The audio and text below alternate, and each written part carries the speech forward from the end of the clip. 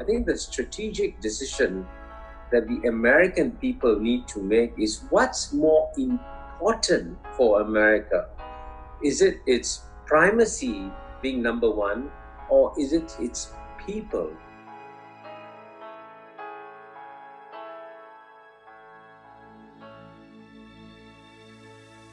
Welcome to Network 2020's audio edition of this virtual event.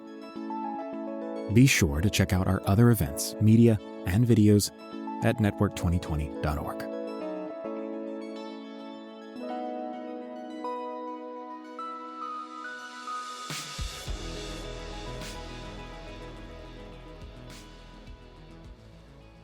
Good morning, good evening, everyone, depending on where you are. My name is Courtney Doggart, and I'm the president of Network 2020. We're very pleased that we have Professor Kishore Mahbubani with us today to talk through the future of US-China relations. And he has a lot of interesting things to say about this. Just as quick background, about Network 2020, for those of you who are joining us for the first time, we are a New York-based nonprofit organization that is really focused on promoting informed conversations around foreign affairs. We are a community, we're a global network. We do talks like these. We also do research trips to countries and regions of really critical importance. We've been to Ukraine, Southeast Europe, Iran, Pakistan over the years. So we really try to provide a lot of opportunities for listening and understanding what's happening on the ground. So please do, I encourage you to check out our website, to follow us on YouTube, Twitter, and all the usual places. So with that, a little bit about Professor Mahbubani. I'm sure most of you know him quite well. He is a giant in the foreign policy world. There's a few words up on the screen about him, but you know, just as more textual understanding of who he is, he's, you know, I think he's the kind of person, he's been a good friend to Western countries over the years, and like any good friend, I think he's able to tell hard truths or things that one doesn't always want to hear. And so I think that this conversation tonight should be very eye-opening and very interesting. And just so you all know how this will run, what I will do is we'll be asking a few questions of Professor Mahbubani for about the first half of the program, and then we will open it up to Q&A. And if at any point you have any questions, please do feel free to put them in the Q&A box during the actual event. So with that, Professor Mahbubani, welcome, and thank you so much. I know it's morning time in Singapore, so thank you for waking up and joining us, and to all who are listening too, thank you. I know that it can be quite a double header because we have the U.S. presidential debates following this, so it's an evening of substance. So just to start with your books, you've really written extensively about world order and the viability of Western centrality alongside a rise in Asian leadership. Can you just talk a little bit about the foundations of your last two books, Has the West Lost It and Has China Won? You know, what motivated you to write these books? And if you can just describe for those listening a little bit about these really tectonic shifts in world primacy between the US and China. Thank you, Courtney. I'm very, very happy to join you this morning. And I want to thank you for emphasizing a very important point that I also want to reiterate at the beginning, that I'm actually a friend of the West. You know, because I know I'll obviously be making very critical remarks about what the West has been doing. But I'm in a sense, my goal is to really help the West understand how much the world has changed. And to me, what is quite shocking is that, you know, in the West, you have the best newspapers in the world, like the New York Times, the best universities in the world, like Harvard and Yale. And yet many of the leading minds in the United States are not aware of the major tectonic shift that is happening right now in world history, which is that we are coming to the end of the era of Western domination of world history. And so, and to understand that, it's important to understand that if you look at the past 2,000 years, from the year 1 to the year 1820, for 1800 out of the last 2,000 years, the two largest economies of the world were always those of China and India. So it's only in the last 200 years that Europe took off, followed by United States.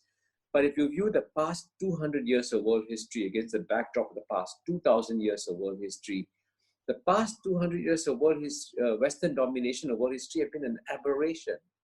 Now, all aberrations come to a natural end, and that's what we are seeing today. And just to put it, emphasize that fact, today in purchasing power parity terms, the number one economy in the world is China, number two is the United States, number three is India, number four is Japan. Three of the top four already Asian economies. But the minds of all the policymakers, especially in the United States and to some extent in Europe, are still set in the 19th and 20th century, when the 21st century will be very different. And so to give Western minds a guide to the Asian century, which is what the 21st century will be about, that's why I wrote these two books, Has the West Lost It?, which actually was also made into a TED Talk, and then Has China Won? And the goal of these two books is to help the West deal with a world that it can no longer dominate. And so I hope in that sense, people will recognize that. Okay, wonderful. Thank you. Just to press on this a little bit more, I'd like to, we were talking earlier about how you've run into someone else who spoke recently to Network 2020, and that's Parag Khanna, and he had spoken this past spring and was talking about the rise of regionalism and in global leadership. And so I'd just like to hear you react a little bit to his idea about regionalism, particularly in a place as diverse as Asia. Yes, Parag Khanna is a good friend. In fact, he lives within a couple of kilometers of my house. I ran into him at the beach a few days ago. Yes, I agree with him that regionalism is important. In fact, the second most successful regional organization in the world is the Association of Southeast Asian Nations, ASEAN for short. It's number two after the European Union. And indeed, I co-authored a book with my friend Jeffrey Sung on the ASEAN Miracle. So I do believe that regionalism is important. But to balance that, I also have to say that history is driven by great powers. And so what we will see, the reason why I wrote my book, Has China Won?, is that in the next 10 years, what will drive global geopolitics is the rising geopolitical contest within the world's number one existing power today in a comprehensive term, which is the United States, and the world's number one emerging power today, which is China. And unfortunately, of course, this is what I predicted, but it's coming true. The US-China geopolitical contest will get worse in the next 10 to 20 years. But because it's driven by a 2,000-year logic of world history, which is that whenever the world's number one emerging power, which today is China, is about to overtake the world's number one power, the world's number one power, United States today, will try to push down the world's number one emerging power, which is China. And I document in great detail in my book, Has China Won?, why that is happening and what are the structural forces driving it. Thank you. Just to follow up on that point a little bit, I know that there are others who've talked about this, the rising power and the falling power. I think Graham Allison comes to mind, and I think in his case, it winds up in actual conflict. What do you think that the West can and should be doing in this case, so that we don't wind up in conflict?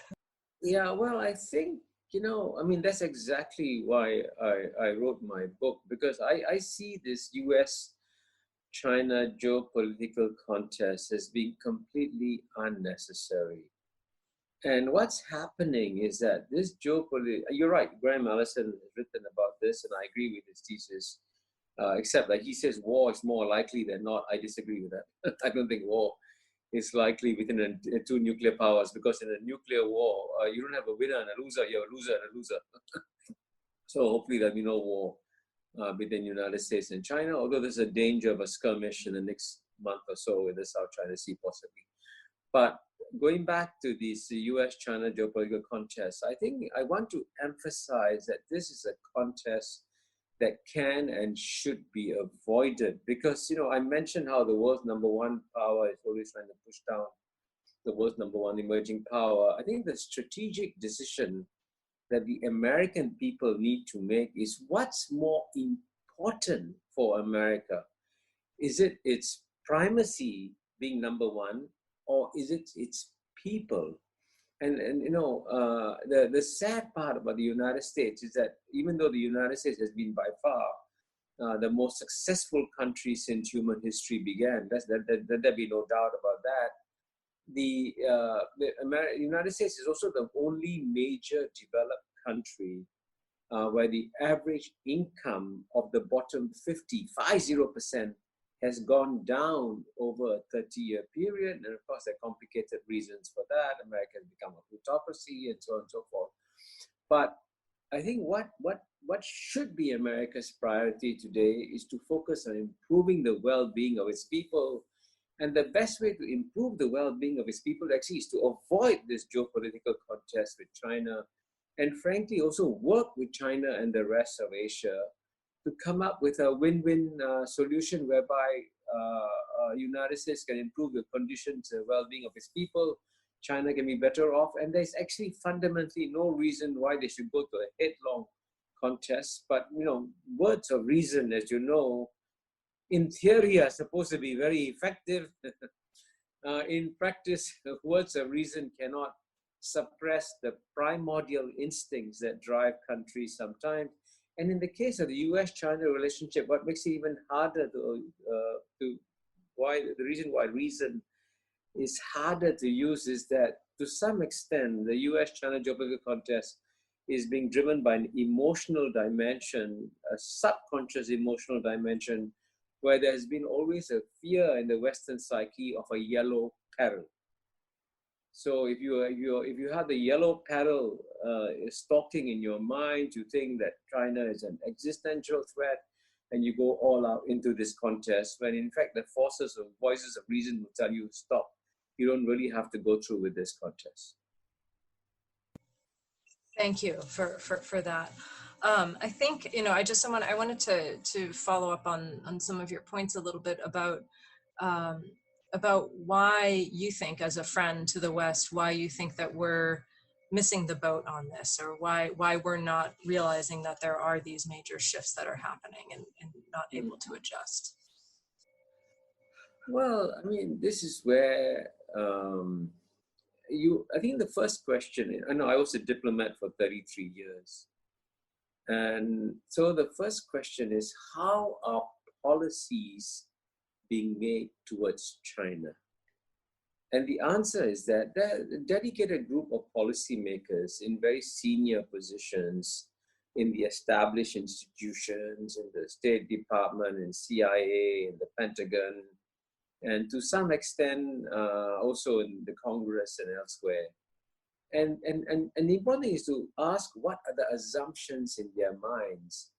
And the assumption in their minds is that if the United States loses its number one position, then United States, the people will be worse off if United States is no longer the number one power in the world. Now, that's an assumption that's deeply embedded, and it comes from what I call 19th century assumption about geopolitics. But I also emphasize that the world has changed fundamentally. The US and China, in a sense, like all the other 191 countries, were on different boats before, right? Like 193 different boats on the ocean. But now with the world having shrunk, and the 193 countries are no longer 193 separate boats on the ocean. They're 193 separate cabins on the same boat. But the problem with our global boat is that you have captains or crews or governments taking care of each cabin and no one taking care of the global boat as a whole. Now, just to extend the global boat analogy just a little bit more, if the boat catches fire, the stupidest thing that the passengers can do is to argue about who started the fire. That's absolutely stupid. Because you first put out the fire, then you can start the argument about who started the fire. But you saw that when COVID-19 broke out, and COVID-19 is a threat to the whole world, and we should have all come together to fight against COVID-19. Instead, the United States and China had a huge argument about who started COVID-19. It doesn't matter who started it. What matters is that you got to put it out. But the fact that the US and China, in a sense, behaved irrationally in response to COVID-19 by having this massive argument showed how the US-China geopolitical contest is being driven by irrational forces and not rational forces. That should be the case. And so that's why it's very, very important to visit the deep assumptions behind policy making. And this is what, again, what's what worries me about the American establishment. You have a society in which everything is challenged. But, you know, in the United States, if any politician stands up to say something, which is, by the way, probably going to happen, that the United States will become the number 2 economy in the world, that politician will be shot for saying something which is going to happen. Now, how is it in the land of free speech, where you can say everything or anything you want? You cannot talk about what's going to happen inevitably. So that's how I hope my book is helpful. I mean, why? And by the way, even if America becomes the number 2 economy, actually the people of America can be better off, and their lives can improve if they adjust better to this new world. I mean, the Americans, the ordinary American may actually have a much better life when America is number 2 and adjusts to a different world than when he's trying to be number 1 forever. And that's how my book, I hope, is a gift to Americans. Thank you. I'd like to point out to those who are listening that just this past week in Foreign Affairs, I don't think it was in the magazine, I think it was on the website, but Ambassadors William Burns and Linda Thomas Greenfield just published a really amazing article. I think it was about the transformation of the State Department, which doesn't have a wonderful title, but the substance of the article is actually a lot like what you were saying, Professor Mahbubani. And they said that, and I quote, "U.S. diplomacy has to accept the country's diminished but still pivotal role in global affairs. It has to apply greater restraint and discipline, and it must develop a greater awareness of the U.S. position and more humility about the wilting power of the American example," which is some rather a splash of cold water from within. So, but just to follow up on a point, one thing that I know, at least those of us in Network 2020 who've gone abroad on some of our research trips where we talk to a wide swath of society, whether it's leaders in government, business, opposition, civil society, So sometimes what we do hear is that U.S. leadership is critical to at least getting some of the right players to the table. In your vision, as you project over the coming decades, how would something like that work, where you have countries that maybe squabbling or having differences, and they want someone to come in? How does that reconcile with this idea of either the wilting power of the U.S. example, or at least a diminished power on the world stage? Yes, I completely agree. I think U.S. leadership is very important in the world, and certainly, I mean, as you know, in a lot of my writings, I emphasize that the entire global multilateral architecture, the rules-based order that was created after World War II in 1945, was essentially a Western, or more accurately, an American gift to the world. So the whole family of United Nations institutions, the Bretton Woods institutions, were all gifts of America to the world. And so most countries in the world would like to see US leadership. But if I may be a bit blunt, there's a subtle difference between American leadership and American bullying. So what happened, and let me be very candid about this, I worked with some brilliant American diplomats, okay? When I was ambassador to the UN first time, I worked with General Vernon Walters, who could speak 13 languages. when I was ambassador to the UN the second time. I worked with John Negroponte. So America has had brilliant diplomats. But the whole point about diplomacy is that diplomacy is about persuasion. It's about trying to persuade the other person to accept your point of view. As you know, one of the most common definitions of a diplomat is that a diplomat is someone who can tell you to go to hell in such a way that you feel you're going to enjoy the journey. That's the definition of a diplomat. But unfortunately, what happened after the Cold War, we went from a bipolar world to a unipolar world. And so the United States got used to being living in a unipolar world. It began to act more and more unilaterally. And as a result, the United States, because it could, just did a lot of arm twisting. And as a result of that, you notice the American influence in the world has been sliding down. But America can go back. And this is exactly what I think the two great authors you mentioned, Bill Burns and Linda Thomas Greenfield, was talking about, which is that let's go back to diplomacy and use the art of persuasion. And certainly I can tell you in East Asia, in Southeast Asia, I want to emphasize one thing. Southeast Asia is the most diverse place on planet Earth with 650 million people. You have 200 over million Muslims and Buddhists and Mahayana Buddhists, Hinayana Buddhists, Christians, Hindus, Taoists, Confucianists, you name it, we have it in Southeast Asia. But in this critical area, there are huge reservoirs of goodwill towards America, huge reservoirs. But for America to exploit the reservoirs, it's got to exercise diplomacy and not arm twisting. And so, you know, if you read the memoirs of someone like John Bolton, I mean, all he thinks is about using American power to bash it on people's heads, and that never works in the long run, you know. So that's why I would say, going back to your question, yes, we do want American leadership, but American leadership of a very subtle and sophisticated kind, and not the kind of arm twisting and bullying that became common, unfortunately, after the end of the Cold War. Thank you for that.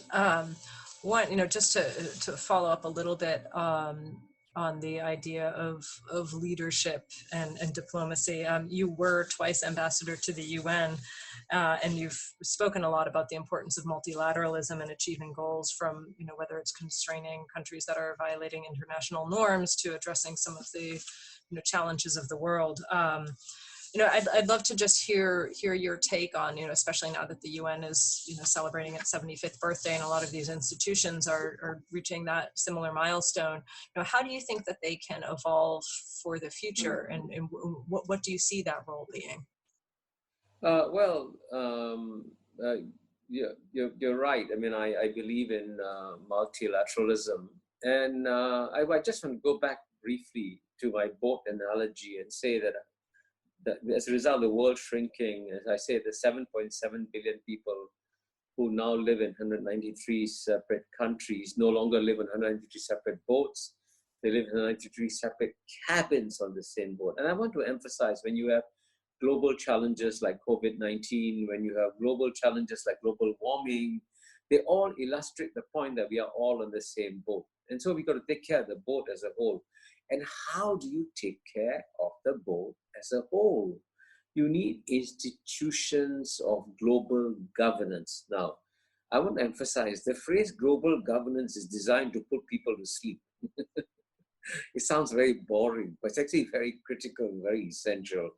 And so the most important institution of global governance is the United Nations, because the United Nations is the only universal organization where everybody is represented. All 7.7 billion people are represented in the United Nations. So many people think that the United Nations is a sunset organization that is dying. It's actually a sunrise organization. It will become more important in the 21st century. I have no doubt about that at all. But of course, the question then is, why is the United Nations so weak today? And the answer is that it is weak not by accident, but by design. And let me give away a big secret, which everyone knows in the UN, but which the New York Times, by the way, has never reported, which is that, if you want to make an organization strong, the way you make an organization strong is that you pick a chief executive officer who's strong, dynamic, visionary, hardworking, and determined to change the world, which is what a Secretary General of the UN should be. But if you have all of those qualities, you're completely disqualified from being UN Secretary General, because the 5 permanent members who control the United Nations, namely United States, United Kingdom, France, China, and Russia, the P5, they disagree on a lot of things, but what they agree upon is that they want a Secretary General who's weak and spineless and pliable. I'm sorry to put it so bluntly, and I do that because on the one hand, the United States always complains, why is the United Nations so weak? And the answer is the United States made the United Nations very weak by selecting Secretary Generals who were so pliable. And so how do you expect the United Nations to be strong? And of course, I've written a whole book about this, also called The Great Convergence, where I point out it is actually in America's national interest, and actually it's also in the interest of the Western countries and the Western populations, who now make up a minority of 12% of the world's population. It's in the interest of the affluent minority to have stronger institutions of global governance. So what I recommend is that United States and Europe and all make a U-turn away from their policies of weakening multilateralism and switch to policies of strengthening multilateralism, because that is in the long-term interest of the West. And so once again, I say, as a friend of the West, I'm saying, you are shooting yourself in the foot by weakening multilateral institutions. Please do the opposite. And that will be better for United States of America and better for Europe. Thank you. We'll take it under advisement. So I appreciate it. Just to return to a little bit about the topic of the talk, which is really, we were looking at U.S.-China relations. I know a lot of people have used the analogy of the current U.S.-China dynamic as they're turning to a Cold War analogy. And so I'd love to hear your reactions to that. Well, I think the Cold War analogy is a very dangerous one to use, because it's exactly the wrong set of spectacles to wear to understand what's happening within the United States and China. There are fundamental differences, okay? And let me just mention a few. The first fundamental difference is that the Soviet Union actually was competing globally with the United States by saying that our ideology of communism is superior to the American ideology of capitalism. And communism can deliver a better life. And so, and as you know, Khrushchev very famously said, communism will bury capitalism, right? That's what the Soviet Union said. So there was a real head-on clash. Now, guess what? China is run by the Chinese Communist Party, it's true. But if you want to meet the world's best capitalists, go to China. China has effectively become a capitalist country, and China is not exporting communism at all. Not at all. In fact, when Mr. Deng Xiaoping came to Singapore in 1978, the Prime Minister of Singapore, Mr. Lee Kuan Yew, said to Mr. Deng Xiaoping, how can we become friends of China if you are supporting communist parties in Southeast Asia that are trying to overthrow our governments? And guess what? China stopped 40 years ago supporting communism. So that's why the Cold War analogy is completely wrong. And the second point is that, during the Cold War, there were lots of countries that enthusiastically supported the United States. Western Europe, United Kingdom, France, Germany were solidly on the side of United States. Japan and South Korea were on the side of United States. Major countries like Egypt, Turkey, Pakistan, Indonesia were all on the side of the United States. But today in the US-China geopolitical context, and this is what my book documents, most countries in the world say, please, we don't want to get involved. Please, keep us out of this. We really think there are more important things in the world to do, like fighting COVID-19. So why are you still having this geopolitical contest? So many of the people who are making decisions in Washington, D.C., one reason why they get China wrong in a fundamental sense is precisely because they're using the Cold War lenses to look at a contest which is very, very different. And that's what I hope my book at the end of the day will do, which is will tell them that you must really understand that the Chinese challenge is very different from the Soviet challenge. And by the way, United States won against Soviet Union handsomely. You defeated the Soviet Union.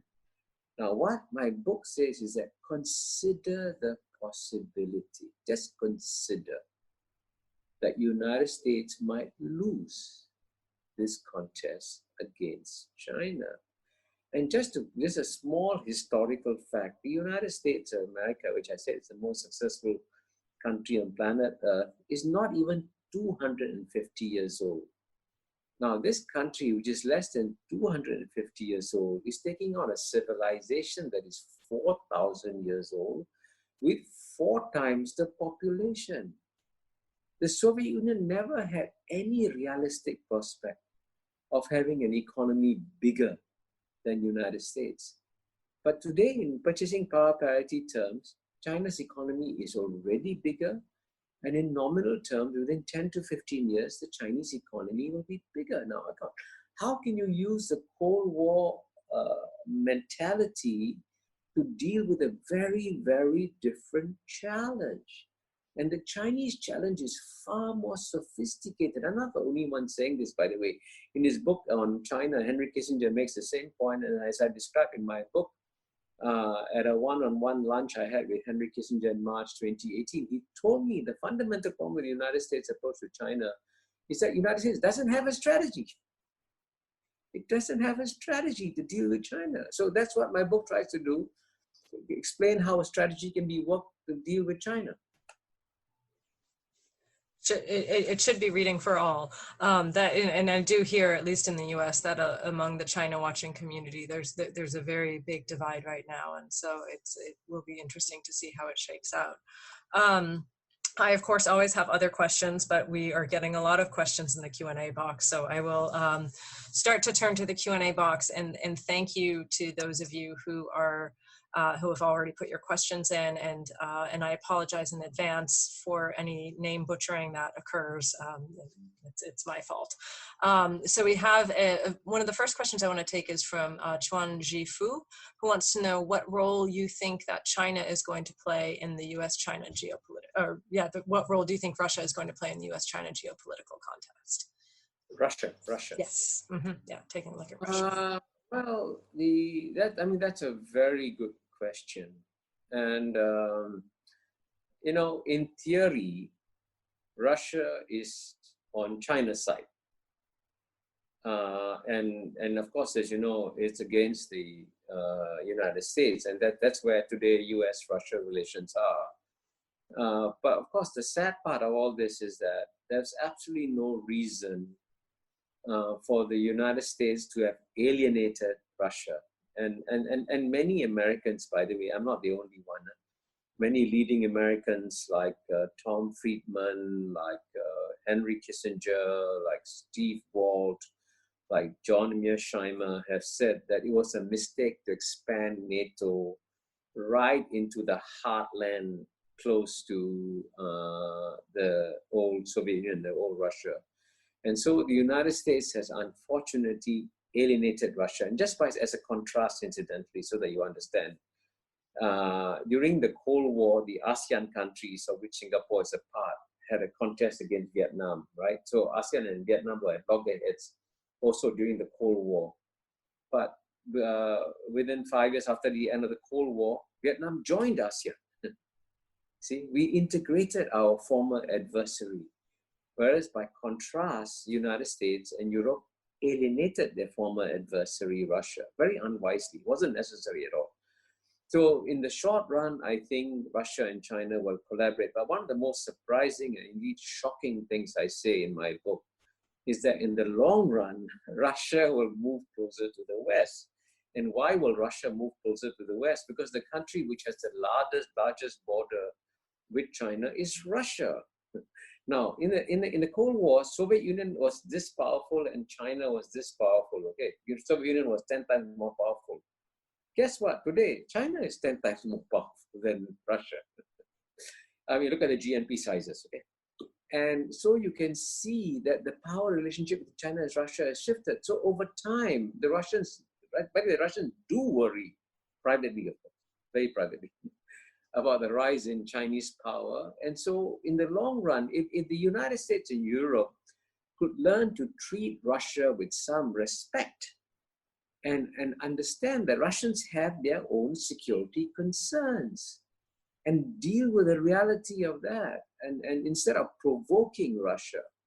And so I think you can, over time, see a situation where Russia will progressively, in a sense, move away from its alliance with China towards getting closer to the West. But that again that's what you require is good diplomacy.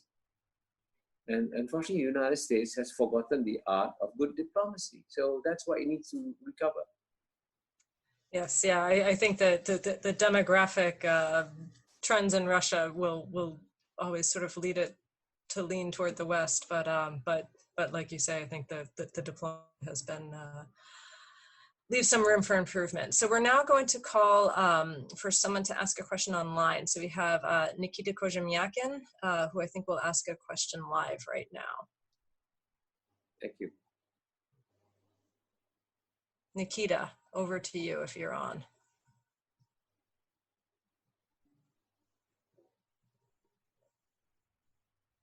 You seem to be muted. All right.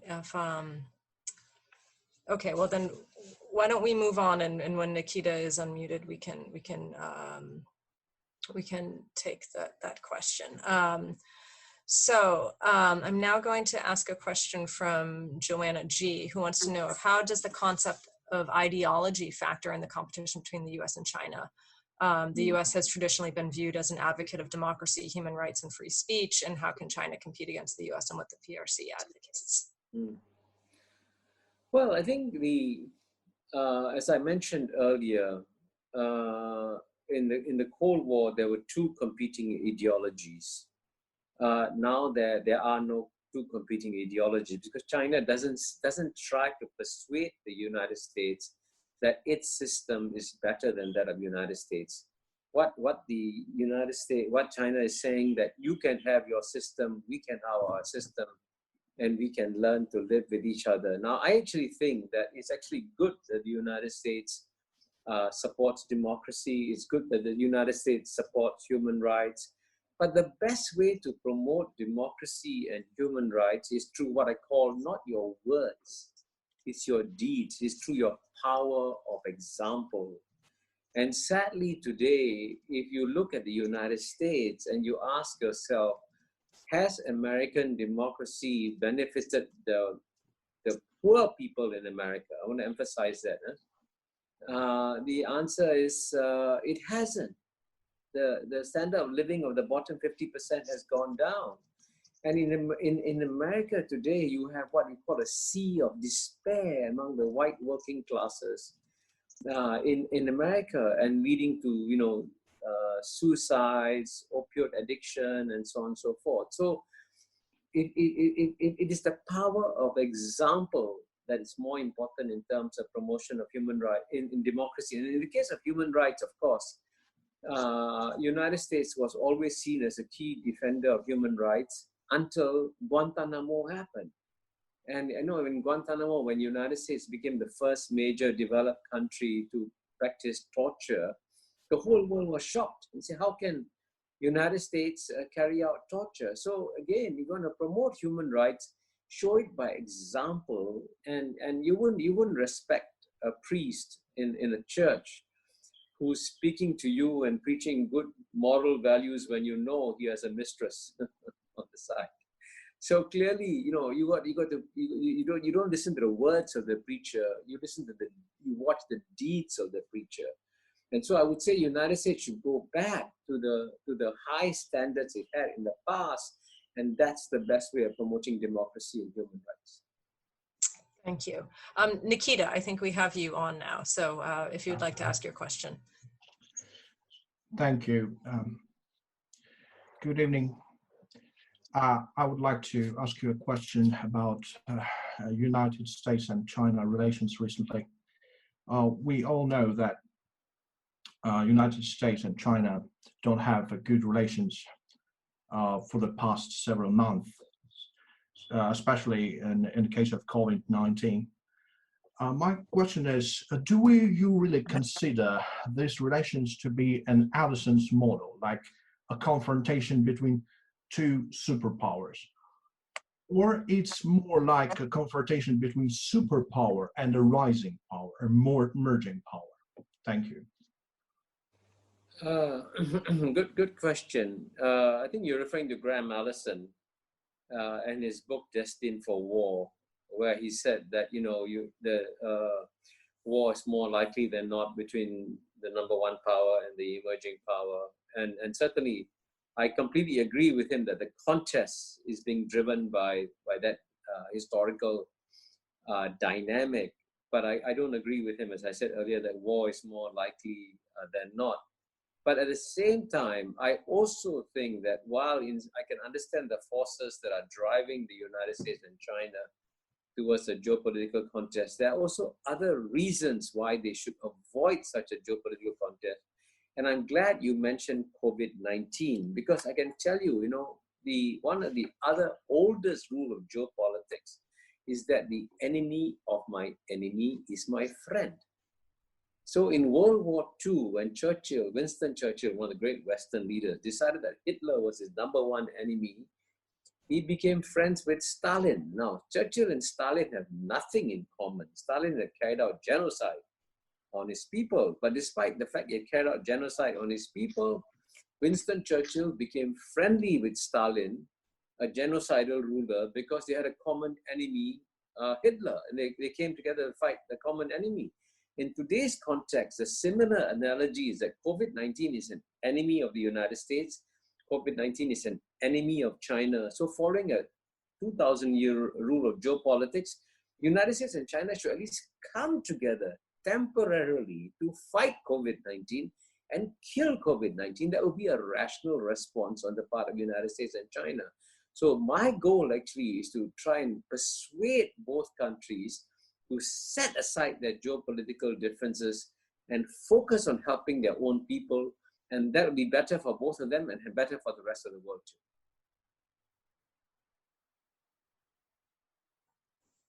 Okay, great. Thank you. And thank you, Nikita, for asking that question. We appreciate it. So just going through the Q&A box, and I'm going to try to get to as many of these as I can. And so I have a question from Chiang Kiat So, who wants to know, how would such a small country as Singapore choose if it is forced to choose between the US and China, and eventually Singapore may have to choose despite not wanting to? And so this is, I think it's a common question that a lot of smaller countries face. And your mention of Mearsheimer brings to mind the situation of Ukraine, for example. So I'd be curious to hear your thoughts on that. Thank you for that question.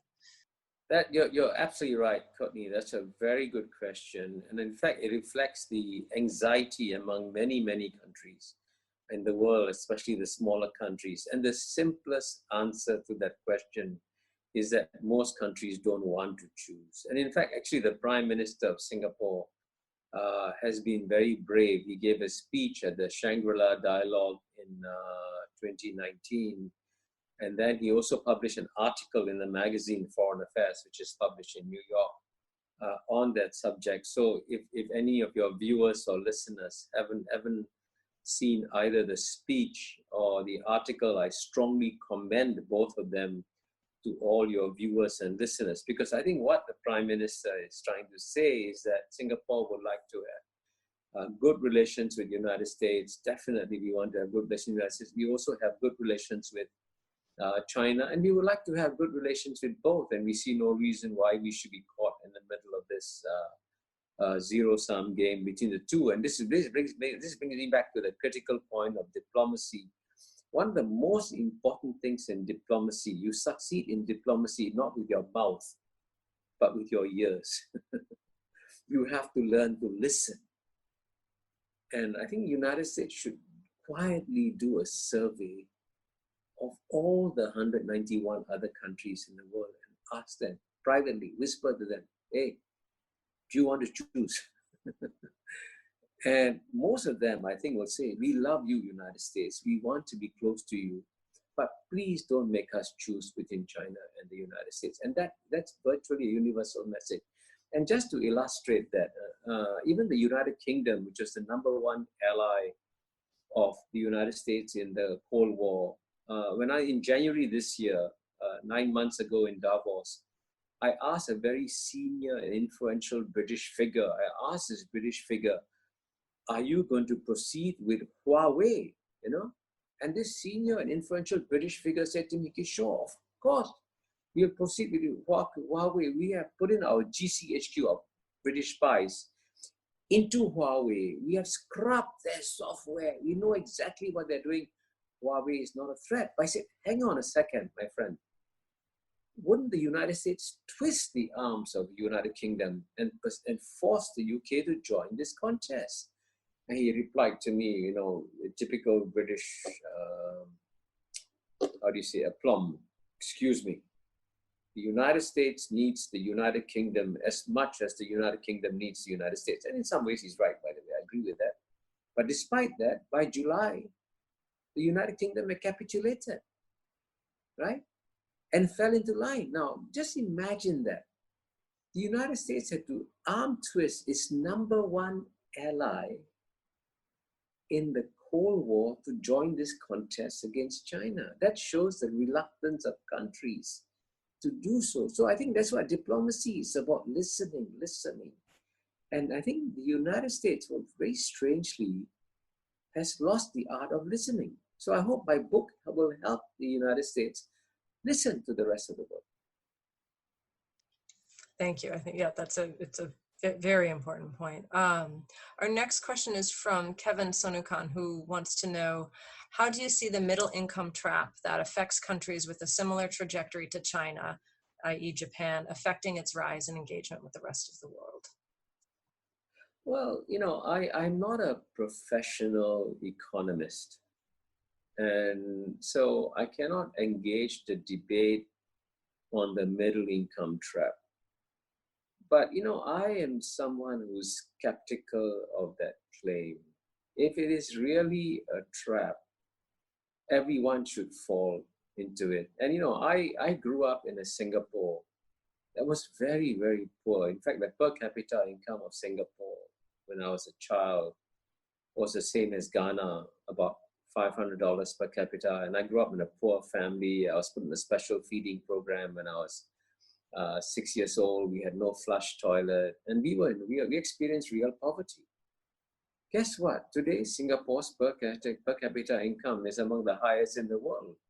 Somehow or other, we sailed right through the middle income trap and never saw it at all. And I think that's going to be true of many East Asian countries. And just to go back to the very, very first point I made, Courtney, at the beginning of my presentation, from the year 1 to the year 1820, the two largest economies in the world were China and India. So the Asian underperformance over the last 200 years was an aberration. Now, if you want to understand how well Asians can perform, please go to the leading American universities. And when the list of PhDs are read out, right, in science and technology and engineering and biotechnology, look at the number of Asian names that are coming. And look at the two of the biggest companies in the world, Microsoft and Google, run by Asians, right, by two Indians. So I would say it is safer to overestimate what Asian countries may do rather than to underestimate, right? So just get ready for a very different world. And that's, I've been writing about this only for 30 years. So, and so far it's come true. You haven't been immersed in it at all. So wonderful. Thank you. We have another viewer or listener who wants to ask a question live, and they've promised that they will introduce themselves because their screen name is Snapdragon. So over to you for a question. If you can unmute yourself. I am interested in global geopolitics. Thank you so much, Kishore. Read your books. Thank you. Just to ask you a question, in all your analysis and historical analogies, one thing that is very different today when compared to all of human history is we never had a power like United States, which even controlled global trade through, say, the status that a fiat currency has. We never had such a situation ever before. Whether it was the Spanish dollar, there were other ways to run global trade, but nothing where somebody could just create it via fiat. And over the last 10 to 12 years, since the financial crisis, what the world has seen is the reliance on United States becoming the preeminent issuer of this fiat has also increased, despite countries like China and others that were running huge surpluses, worrying about excessive trade surpluses that they were running on US dollar. And one of the critical impacts of this is whichever country trades with China, if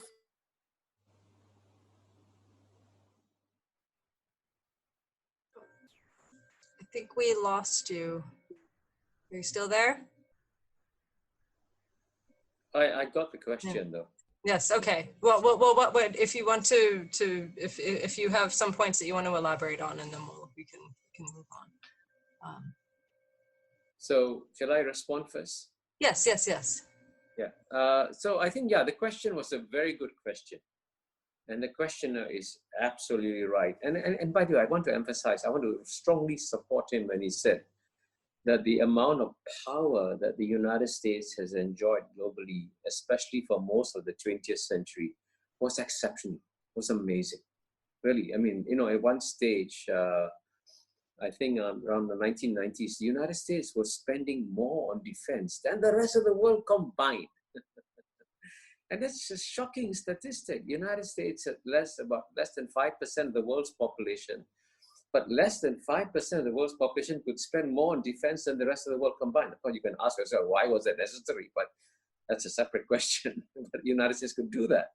But the questioner put his finger on a very important point, which is on the role of the US dollar. And I completely agree with the premise that the US dollar has enhanced America's power in the world. And in fact, actually, as the French always say, when the US dollar is used as a global reserve currency, it gives the United States an exorbitant privilege. And it gives an exorbitant privilege because the Chinese have to work very hard in their factories to produce products like refrigerators, vacuum cleaners to export to the United States. And what the United States has to do is just print money. And then he can pay for this Chinese product. So that's the exorbitant privilege of having the dollar as a global reserve currency. And I also agree with the questioner that as long as the US dollar remains the global reserve currency, the United States enjoys exceptional power. But at the same time, when you enjoy exceptional power, and this is what I discuss in my book, the US dollar, which is a source of strength for the United States, can also become the Achilles heel of the United States. And how can it become the Achilles heel of the United States? Because the United States has been actually weaponizing the US dollar and using it as a weapon against countries, for example, Iran. And so, in response, even three of United States allies, UK, France, and Germany, tried to set up an alternative payments mechanism for Iran, INSPEX, to not rely on the US dollar. Now, that's a big, dangerous sign. When your key allies don't want to use the US dollar, then there's a danger of the US dollar no longer being a global reserve currency And the danger for America is quite simply is this: if when your currency is a global reserve currency, you can live beyond your means, because you know what happens is that even if you don't export enough products, you can print money to buy the excess of imports. But when you're no longer the global reserve currency, you can no longer print money. So you have to go back to live beyond your means, live within your means. And so American standards of living would come down significantly if the US dollar is no longer the global reserve currency. So that's why my book is in some ways a gift to the United States, because I try to explain to the United States, since the US dollar is an exorbitant privilege, don't weaponize it. Don't use it against other countries. Actually, you want the rest of the world to depend on the US dollar more and more and more for many more years, rather than to reduce their dependence. And that's what I fear is going to happen if the United States continues to weaponize the US dollar. Thank you, and thank you for that question as well. I'd like to turn to Emanuela Habsburg, who wants to know, what should the U.S. reaction be to China's fortifications in the South China Sea? We haven't touched on that at all. Yes, I think the South China Sea will be a major area of contention between the United States and China. And by the way, I have a very interesting story in my book from an American ambassador, Stapleton Roy, who said that actually President Xi Jinping offered to President Obama to not militarize the South China Sea. Unfortunately, the US Navy rejected that offer, very, very sadly. But at the same time, the Chinese have also made a serious mistake in the South China Sea by drawing a 9-dash line in the South China Sea. And of course, that 9-dash line is a source of great puzzlement and mystery to everybody, because the Chinese the government on the one hand says that there is a 9-dash line, and on the other hand, they also say, but the 9-dash line doesn't mean that the waters within the 9-dash line are territorial waters of China. So if that's the case, what exactly does the 9-dash line mean? And I think that was a big mistake on the part of China to have that 9-dash line. And of course, it's also unfortunate that there has been the building of islands in South China Sea. But to be fair, it wasn't started by China. It was the other claimants, unfortunately, Vietnam, Philippines, Malaysia, who started reclaiming land in the South China Sea, which is unwise. But of course, when they reclaim land, they can only reclaim 20 acres. China can reclaim 2,000 acres. So it's a contest that should not have started, because it's a contest that China will win. But at the end of the day, I also think, again, that if both sides are wise, we can avoid a conflict in the South China Sea. And again, in my book, I discuss how that can be done. Terrific. I think we have time for one last question. And as those of us in the US will be going from this talk to probably right to a presidential debate, I wanted to turn to a question from Natalie Mays, and I might put a spin on it as well. So she says, thank you, Mr. Mahbubani. Could you please elaborate on what you meant when you said the US would be better off as the second largest economy than trying to keep its spot as the largest? And to bring it to the current situation as we head into the debates, what would your advice be for the presidential candidates on that regard? Yeah, that's a very good question. And I think at the end of the day, if I was an American citizen, I would say what really matters to America, and this is what George Kennan, one of the great strategic thinkers, emphasized, is the spiritual vitality of American society. American society must show through its words and deeds that it is the most successful society inside the United States of America. And guess what? The United States, even if it becomes the number 2 economy in terms of GNP, can still be perceived by the world to be the most successful society, because the American per capita income, even today, is 6 times that of the average Chinese per capita income. So you can actually have the American people can enjoy a much better life and actually focus on improving their lives, even if they're the number 2 economy in the world. So it doesn't mean that when you become number 2, the American people will suffer. That's why I keep emphasizing that what United States leaders should do, and I don't think they mentioned the debate between Trump and Biden, they shouldn't focus on being the number 1 economy in the world in terms of overall size. they should be focused on becoming the number one society in terms of quality of living and quality of life for the American people. And I think that can still continue in America, even if you're the number 2 largest economy in the world. And that's what America should focus on. Well, that is a terrific place to end, and I hope that memo gets received. And it looks like we're right at time. So, Professor Mahbubani, thank you so much for joining us today. I think this was really wonderful to be able to spend this time with you, and you have some really, just fantastic thoughts, and I appreciate you being so candid. Thank you for listening to Network 2020's audio edition of this virtual briefing. Click on the link in the description below to view all of our upcoming events and find out how you can become a member and gain access to our members-only benefits.